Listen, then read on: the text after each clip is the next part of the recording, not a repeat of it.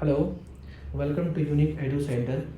आज के इस करेंट अफेयर सेशन में हम कवर करने जा रहे हैं साइंस एंड टेक्नोलॉजी का एक इम्पॉर्टेंट टॉपिक है सुपर कंप्यूटर, उसके बारे में। Recently prime minister Narendra Modi के द्वारा 3 सुपर कंप्यूटर को लॉन्च किया गया 3 अलग जगहों पर।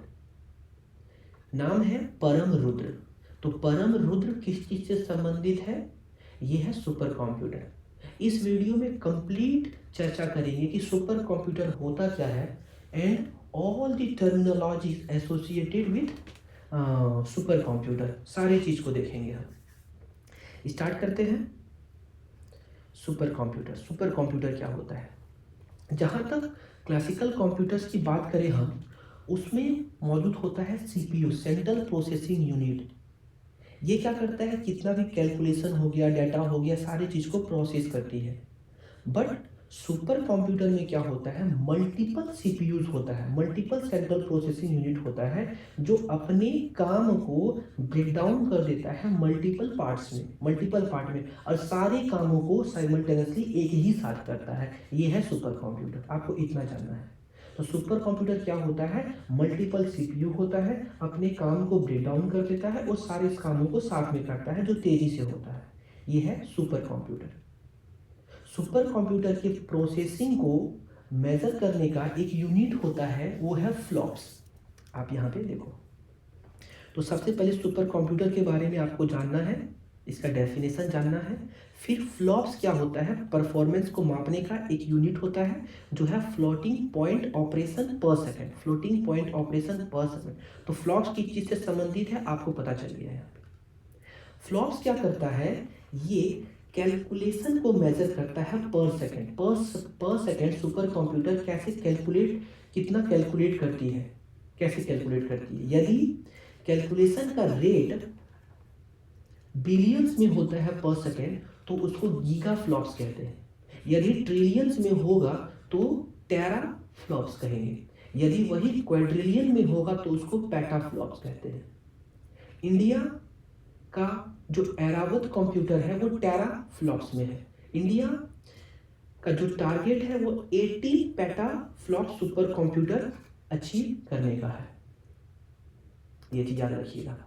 तो टेरा, पेटा और गीगा फ्लॉप्स यूनिट होता है मापने का। मैं आपको एक कहानी बता रहा हूँ, बहुत इंपॉर्टेंट है इसका हिस्टोरिकल बैकग्राउंड को जानने के लिए। सुपर कंप्यूटर्स का कहानी है 1987 का, जहाँ पे डेवलप्ड कंट्रीज के द्वारा सुपर कंप्यूटर को तैयार कर लिया गया था। देन इंडिया डिमांडेड या फिर requested to purchase super computer from USA. America से डिमांड किया गया या फिर परचेज करने का रिक्वेस्ट किया गया कि सुपर कंप्यूटर हमको दिया जाए, बट इट वॉज डिनाइड। वो डिनाई कर दिया गया था। देन हमारे कंट्री के द्वारा एक इंस्टीट्यूट उस समय बना, CDAC, centre for development of advance computing, CDAC. And along with CDEC, other organizations like CDOT, Bhabha atomic research institute, Anurag, ये सारे इंस्टीट्यूट्स मिलकर हम लोगों ने अपना इंडिजिनस सुपर कंप्यूटर्स को तैयार किया परम सीरीज के नाम पे। ये कहानी आपको याद रखना है। 1987 में जब यूएसए के द्वारा डिनाई किया गया तो इंडिया खुद सीडेक, अनुराग, VARC, NAL, CDOT, ये सारे ऑर्गेनाइजेशन ने मिलकर इंडिजिनस तैयार किया, जो है परम सीरीज का सुपर कंप्यूटर। और अभी जो है जो 3 सुपर कंप्यूटर को लॉन्च किया गया वो परम रुद्र है। आपको याद रखना है इतना सारा चीज। दुनिया में सबसे पहला जो सुपर कंप्यूटर लॉन्च हुआ था वो क्रे 1 है। और एक ऑर्गेनाइजेशन है सुपर कंप्यूटर 500। ये क्या करती है? दुनिया में जितने भी सुपर कंप्यूटर्स हैं उसका रैंकिंग करती है, और इस रैंकिंग में जो टॉप है वो है HP का फ्रंटियर सुपर कंप्यूटर। फ्रंटियर याद रखिएगा, फ्रंटियर। तो फ्रंटियर जो है, अगर इसका कैलकुलेशन स्पीड का आप बात करोगे तो 2 एक्साफ्लॉप है।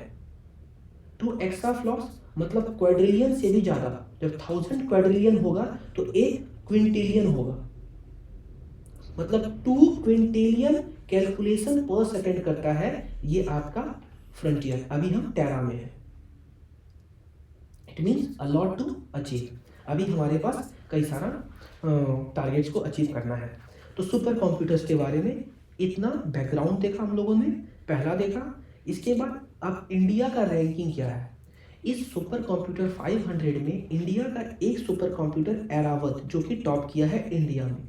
एरावत का रैंकिंग पूरे वर्ल्ड में 75 है। तो आपको ये भी याद रखना कि एरावत किस चीज़ से संबंधित है, परम रुद्र किस चीज़ से संबंधित है, फ्लॉप्स किस चीज़ से संबंधित है, इतने सारे चीज़ों को याद रखना है। कहानी है 2015 का। 2015 में सुपर कंप्यूटिंग में इंडिया सेल्फ रिलायंस, आत्मनिर्भर होने के लिए एक मिशन लॉन्च करता है।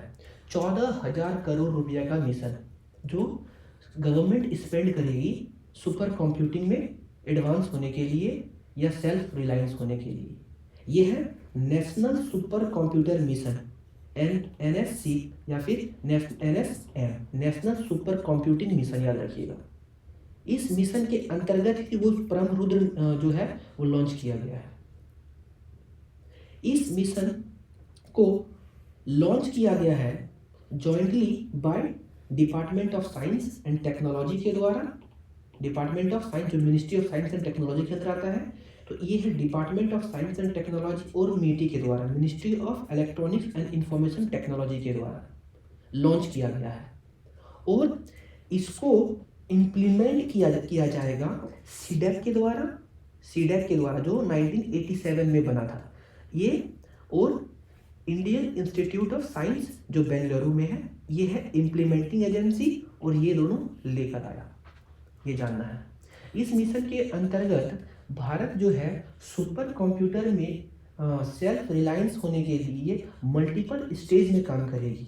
जैसे कि पहला स्टेज है असेंबलिंग का, क्योंकि भारत में पार्ट्स को यहाँ इंडिजिनसली मैन्युफैक्चर नहीं किया जाता है, तो अलग अलग देशों से जो इंपोर्ट होगा, ये पहला स्टेज होगा कि असेंबल हम यहाँ करेंगे।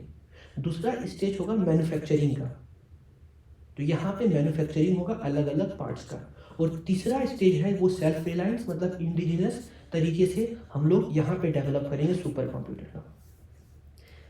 मैं आपको याद दिला दूं, यही सेम घटना हुआ था 1994 में, जब यदि बात करो लॉन्च व्हीकल का, GSLV लॉन्च व्हीकल 3 स्टेज का होता है, जिसमें थर्ड स्टेज जो होता है उसमें एक इंजन लगता है, cryogenic engine. Cryogenic engine Bharat के पास नहीं था, तो ये हेल्प मांगा, sought help from Russia, but Russia के द्वारा डिनाई कर दिया गया था। उसी ईयर इंडिया के द्वारा इंडिजिनसली डेवलप किया गया था क्रायोजेनिक इंजन का, ये चीज है। तो हम लोगों ने देखा सुपर कंप्यूटर होता क्या है। 2015 में जो national super computer mission launch किया गया, उसके अंतर्गत की क्या बातें हैं, फ्लॉप्स क्या होता है, हिस्टोरिकल बैकग्राउंड देखा, इतनी सारी चीज़ों को, सुपर कंप्यूटर से संबंधित चीज़ों को देखा। इसका एप्लीकेशंस क्या है, जैसे कि मैंने बताया, इसमें मल्टीपल CPU होता है और अपने वर्क्स को ब्रेक डाउन करके ये काम करती है। तो वेदर फोरकास्टिंग के लिए, क्लाइमेट रिसर्च के लिए इसका योगदान है, खासकर जेनोमिक्स में। दुनिया में सबसे कठिन स्टडी जैसे कि यूनिवर्स ले लो और ह्यूमन बॉडी में ले लो जेनोमिक्स। अगर 20,000 जीन है तो सारे जीन्स का अपना अपना फंक्शनैलिटी है, तो इसके स्टडी को कहते हैं जेनोमिक्स। ये स्टडी कर पाना बहुत कठिन है। अगर प्रत्येक जीन के फंक्शन को हम समझ ले, तो जो जीन डिजीज रिस्पॉन्सिबल होता है या जो कैरी करता है पेरेंट्स से चाइल्ड बेबी में, उसको हम कट कर सकते हैं CRISPR-Cas9 नाम के टेक्नोलॉजी से। CRISPR-Cas9 से उस जीन को कट कर दे, यदि हम जाने कि वो जीन इस डिजीज को कैरी कर रहा है नेक्स्ट जनरेशन में। तो ये सारे जीनोम सीक्वेंसिंग में, वेदर फोरकास्टिंग में, एविएशन इंजीनियरिंग में, स्पेस एक्सप्लोरेशन में भी कर सकते हैं, ऑयल गैस एक्सप्लोरेशन में कर सकते हैं। जितने भी सिस्मिक डाटा होता है अर्थ का, सारी चीज़ को स्टडी करके, रिकॉर्ड करके, ये सारा इसका एप्लीकेशंस है। आपको एप्लीकेशन याद रखना है। कि सुपर कंप्यूटर्स का क्या यूज़ है। करंट अफेयर्स में बस इतनी बातों को आप याद रखोगे। दूसरा एक चीज़ है, दो इंस्टीट्यूट है IITM पुणे में जो ट्रॉपिकल मेटेरोलॉजी डिपार्टमेंट है, और दूसरा है आपका national centre for medium range weather forecasting, ये नोएडा में है। आपको लोकेशन भी याद रखना है कि पुणे में जो मेटेरोलॉजिकल डिपार्टमेंट है इंडियन इंस्टीट्यूट का यहाँ है, और आपका वेदर फोरकास्टिंग के लिए नोएडा में है। इन दोनों इंस्टीट्यूट में 2 सुपर कंप्यूटर को डिप्लॉय किया गया, अर्का एंड अरुणिका, ये आपको याद रखना है। तो अर्का एंड अरुणिका किस चीज़ से संबंधित है? सुपर कंप्यूटर से। परम किस चीज़ से, रुद्र किस चीज़ से संबंधित है? सुपर कंप्यूटर से। एरावत, इतने सारे चीज़ों को हम लोगों ने कवर किया। यहाँ पे आप देख सकते हो, ये आपका PIB का न्यूज़ है, अर्का एंड अरुणिका के बारे में यहाँ पे डिप्लॉय किया गया है। जो आपको मैंने 3 परम रुद्र के बारे में बताया, तीनों के बारे में तो नहीं, लेकिन जो आपका पुणे में डिप्लॉय किया गया है, कहाँ किया गया है? जायंट मीडियर रेडियो टेलीस्कोप में। ये क्या करेगा? फास्ट रेडियो बर्स्ट को स्टडी करेगा। फास्ट रेडियो बर्स्ट, ये बस आपको जानना है कि फास्ट रेडियो बर्स्ट क्या होता है। फास्ट रेडियो बर्स्ट ये रेडियो वेव्स को स्टडी करेगा। जितना भी यूनिवर्स में बहुत दूर यदि कोई भी सेलेस्टियल बॉडी कोलाइड करता है, तो उससे निकला हुआ जो रेडियो वेव्स होता है उसका स्टडी किया जाएगा। क्योंकि सर इसमें क्या दिक्कत होता है, ये जो रेडियो वेव्स होता है ये एकदम फ्यू मिली सेकेंड्स के लिए ऑरिजिनेट होता है, फिर ये ख़त्म हो जाता है। तो इन सारे चीज़ों को स्टडी करने के लिए हम सुपर कंप्यूटर का यूज कर सकते हैं। जैसे कि ग्रेविटेशनल वेव्स के बारे में भी आप जानोगे, है ना। ये सारा चीज़ था सुपर कंप्यूटर के बारे में। I hope this initiative is beneficial for you, and if you guys are liking this initiative, please do support us by clicking the subscribe button and also bell icon. Thank you.